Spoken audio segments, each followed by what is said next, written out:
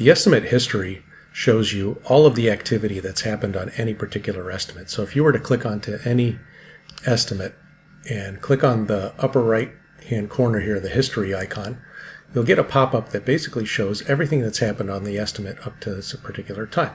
So in this particular estimate, it was saved again, then it was sent, and then it was viewed, and nothing else happened. If I go and take a look at a different estimate,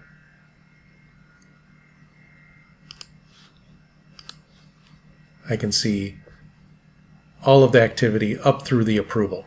Approved, viewed, multiple people viewed it at different times. It gives me a full track record of everything that's happened on that estimate.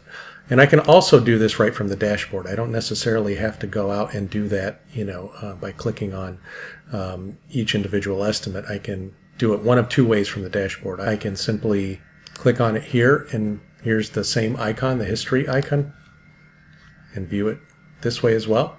Or even easier, I can just click on the status icon and it takes me to a shortcut to the history list as well this way. So this is a quick way with any of these you can see what has happened along the way on each estimate.